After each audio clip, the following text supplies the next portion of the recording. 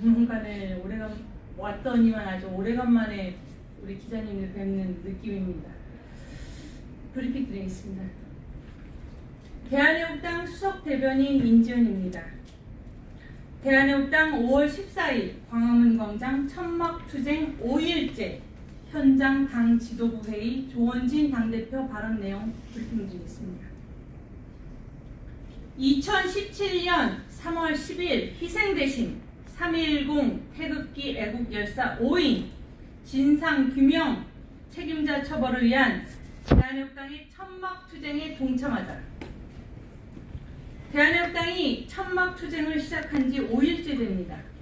2년이 지나는 동안 대한애국당은 2017년 3월 10일에 대한 진상규명 요구를 지속적으로 했습니다. 2017년 국정감사, 2018년 국정감사, 특히 2018년 국정감사에서는 여러 사진, 동영상을 갖고서 소방청장, 경찰청장, 행정부 장관에게 질의를 했습니다. 자료 요청도 했지만 소방청은 자료 공개를 거부했습니다. 소방청은 서울시장 소관입니다. 탄핵 반대를 위해 몇십만 명이 모이는 자리에 2017년 3월 10일 119 앰뷸런스는 한 대뿐이었고 그 한 대가 움직이는 동안 심장 정지 상태로 돌아가신 분도 계십니다. 경찰은 헌법재판소만 지키는 데에 급급했습니다. 많은 분들이 경찰의 방어벽을 열어라 했고 실신하는 자가 속출하고 사람이 죽어나가는데 그 누구도 책임을 진 사람이 없습니다. 그 누구도 징계를 받은 사람이 없습니다. 대한민국이 인권 국가임을 버린 처사입니다. 기본적인 인권이 찬탈되었습니다. 박근혜 대통령에 대한 인신감금은 최악의 인권유린 상황입니다. 좌파 독재 정권이 박근혜 대통령을 인신감금하고 있는 상황입니다. 2017년 3월 10일 헌법재판소 앞에서 사람이 죽어나가는 인권유린, 인권 탄압이 있었는데 아무도 책임지지 않았습니다. 이전에 버스 27대가 화재가 나고 전경 수백 명이 다치고 또 쇠구슬 같은 것으로 전경들을 새총으로 쏘고 쇠 파이프로 때리고 그런 상태를 경찰이 진압하다가 백남기 농민이란 분이 돌아가셨습니다. 그것이 공권력에 의한 살인이다 해서 이래서 나라가 뒤집어졌었습니다. 그런데 2017년 3월 10일의 죽음들, 이것은 아무 저항하지 않고 보시다시피 태극기 하나 들고 쓰러진 분입니다. 그분이 쇠파이프를 들었습니까? 죽창을 들었습니까? 오로지 들고 있는 것은 태극기 하나 들고 또 많은 분들, 돌아가신 분들이 태극기 하나 들고 저항도 아닙니다. 연세가 많으시니까 뒤에서 밀리니까 방어벽만 경찰이 안 쳤어도 안 돌아가실 분들이 돌아가신 것입니다. 그래서 우리 대한애국당에서는 이것은 공권력에 의한 살인이다 라고 보는 것입니다. 백주 대낮에 아무 저항하지 않는 분이 공권력에 의해서 5분이 돌아가셨습니다. 4분은 신원이 확실하게 나와 있는데 1분은 신원이 나와 있지 않습니다. 그리고 실신이 돼서 병원으로 간 분 20몇 분 중에 나머지 부분에 대한 생사 여부를 잘 모릅니다. 경찰청과 소방청이 밝혀주셔야 합니다. 그분들이 살아계신지, 병원에서 돌아가셨는지, 집에서 돌아가셨는지 경찰청과 소방청이 확실한 답을 주셔야 합니다. 그런데 이 좌파 독재 정권이야 자기들이 잘못한 문제가 되니까 탄핵의 부당성을 이 문제를 통해 나올 우려가 상당히 있지 않습니까? 그러니까 덮어버리고 용기 없고 비겁한 자유한국당은 그냥 자기들이 탄핵 주체 세력들이 주동을 하고 있고 이전에 비상대책위원장이라는 김병준이라는 그런 사람들이 무슨 의식이 있습니까? 심지어 박근혜 정부 때 장관하고 청와대 수석했던 사람들도 이 문제에 대해서 관심도 없습니다. 이것은 잘못된 것이란 말입니다. 그러면 정치를 왜 하는 것입니까?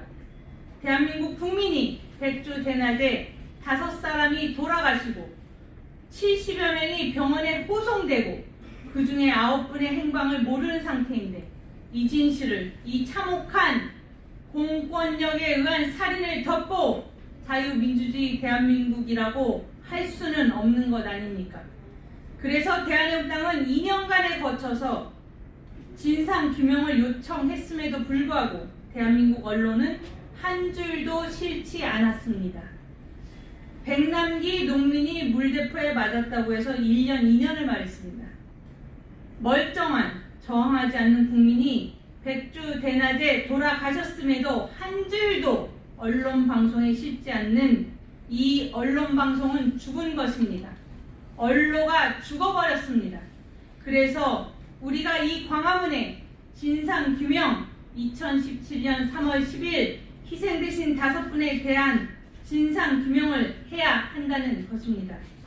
대낮에 5분이 돌아가셨는데 사과 한마디 없고 진상규명도 하지 않고 정비 불량에 의해서 스피커가 떨어졌는데 거기에 대한 처벌 하나 없는, 그것은 묻는다고 묻히는 그런 진실이 아닙니다. 언젠가는 다시 올라오지만 지금도 그런 분들이 있습니다. 아니 2년이 지났는데, 아니 진실이, 돌아가신 분들의 원한이 그렇게 묻혀야 되겠습니까? 그래서 대한애국당은 이 잘못된 공권력 살인에 대한 진실 규명을 하자는 것입니다. 그리고 거기에 대한 책임자 처벌을 합시다. 그 1번이 박원순 시장이라고 이야기하는 것입니다. 박원순 시장은 그날 저녁에 소방청에서는 어떤 사고에 대해서도 3명 이상의 사망사건이 생기면 광역단체장에게 문자를 보냅니다. 그리고 그 문자를 통해서 광역단체장은 경찰청장, 서울지방경찰청장, 소방청장을 소집해서 긴급 회의를 통해 이 사안을 어떻게 해결할 것인지 회의를 하게 되어 있습니다. 그런데 그 상황에서 박원순 시장은 무엇이라 했는가? 문자를 3번이나 받고 사람이 죽어나가고 수십 명이 병원에 이송되고 사망자가 현재 4명이다. 그런 문자를 받고도 박원순 시장은 무엇이라 했는가? 그의 페이스북에 광장에 봄날이 왔다고 했습니다. 이것은 인간으로서 할 수 없는 것 아닙니까? 생명에 좌파가 있고 우파가 있습니까? 생명은 존엄한 것이고 생명은 그 자체로 존귀한 것입니다. 어떠한 생명도 무시당해서는 안 되는 것이고 그 생명의 죽음에 있어서는 확실한 원인 규명과 진단이 있어야 합니다. 그래서 대한애국당이 이렇게 텐트를 치고 나온 것은 첫째, 박원순 시장에 대한 처벌입니다. 그런데 2017년 3월 10일 최고 책임자, 책임을 져야 될 사람이 박원순 시장입니다. 그렇게 인권 얘기하고 약자들 얘기하던 사람이 자기 때 자기가 관할하고 있는 소방청, 서울시의 경찰청을 통제하지 못하고 그들 자신에 대한 권력, 소위 말하는 공권력에 의한 살인사건이 일어났는데도 박원순 시장은 지금까지 아무런 대책이 없습니다. 우리가 광화문 광장 여기에 텐트를 치니까 이것은 법은 만인의 평등하다. 법을 어길 수 없다고 한다. 우리가 법을 어기는 것입니까?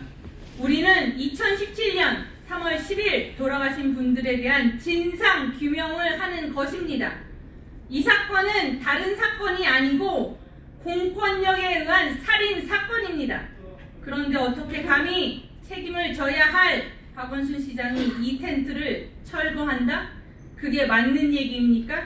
텐트를 철거한다고 공권력이 들어오는 순간에 우리는 죽음을 각오를 하고 싸울 각오가 되어 있는 것입니다.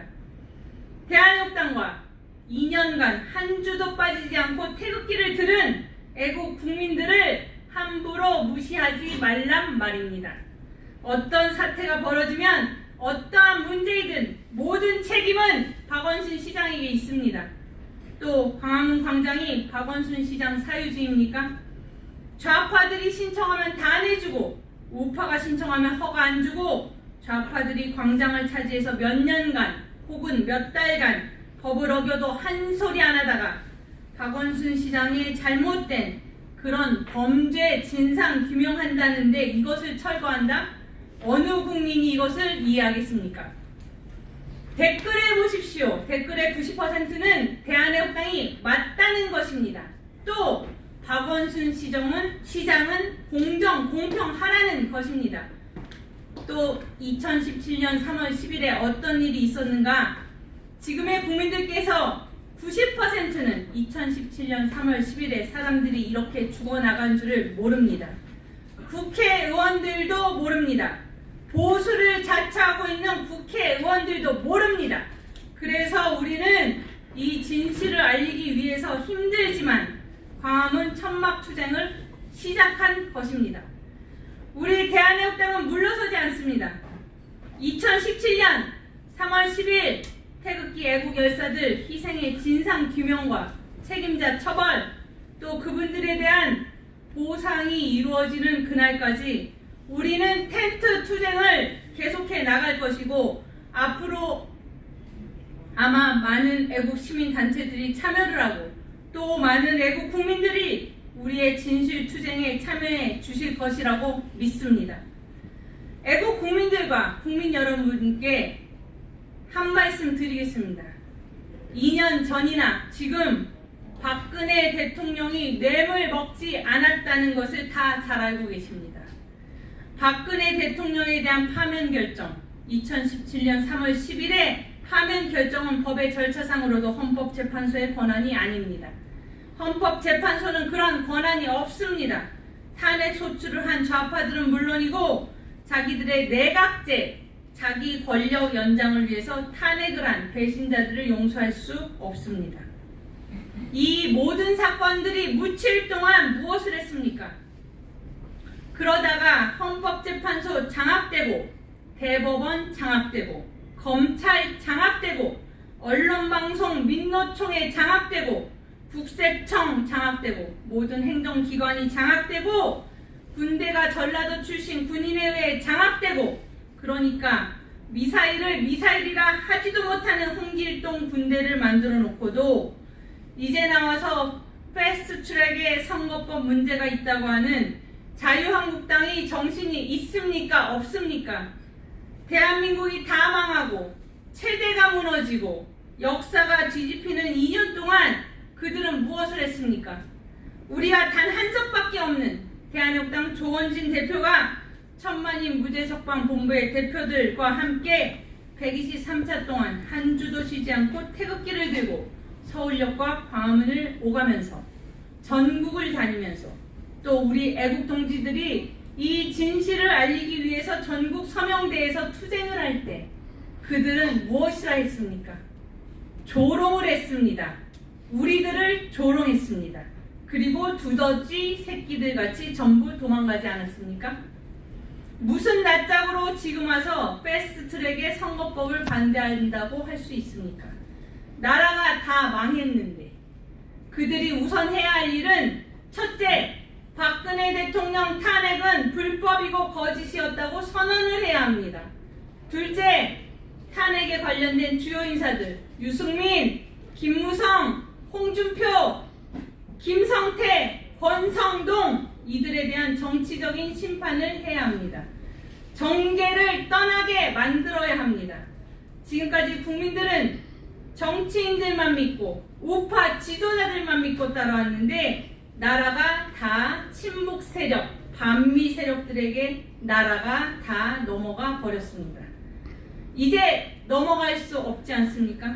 대한애국당과 천만인 무죄석방 본부, 애국 국민들이 마지막 보루다 생각하고 이 광화문 투쟁을 해야 합니다.